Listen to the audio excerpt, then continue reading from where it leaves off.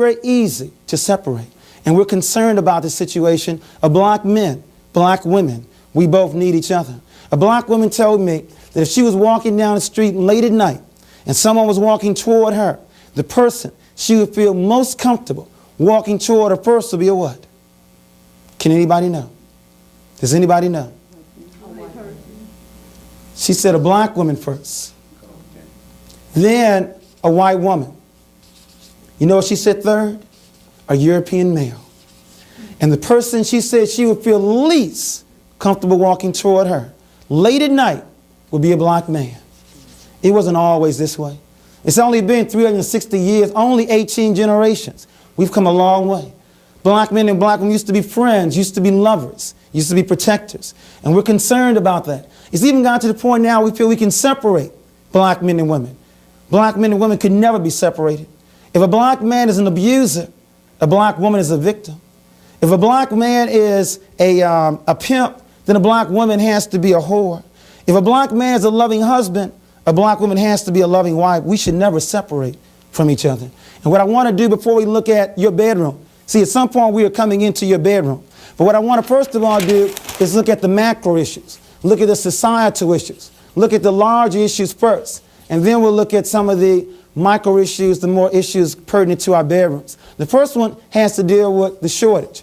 At birth, there are 1.03 black boys born in the world to 1.0 black girls. Remember in my book, Countering the Conspiracy to Destroy Black Boys, we looked at the fact that at birth, there are more boys born in the world than there are girls. 18 years later, it is now 1.0 available black men to 1.8 available black women. What I'm getting at is you can't even look at the quality of the relationship if the quantity, the number of men, simply not available. Now, can anyone share with us, what do you think is the impact on relationships with a male shortage? Remember at birth, more boys than girls. 18 years later, almost 2 black women for every 1 black man. What's the impact of having more women to men on relationships?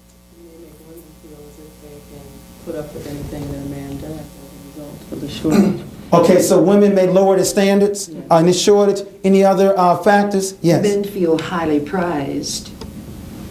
Okay, so men feel highly prized. What does that do to men?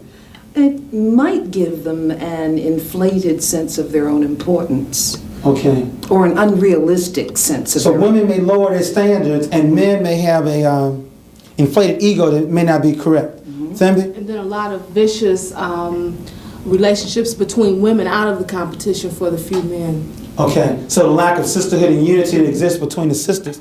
And the other thing is, not only do we have a shortage with regards to availability, but the other issue is don't let a sister say that she wants a responsible black man, that she wants an educated black man, that she wants a black man that's employed or, as you would probably point out, own their own business, a black man that also is committed to the race, and also a black man that has put God first in their lives. I mean, it's bad enough to have a shortage, but don't let a black woman, Sakia, be choosy and say she wants someone who's responsible, who's educated, who's employed, who's committed to the race and committed to God.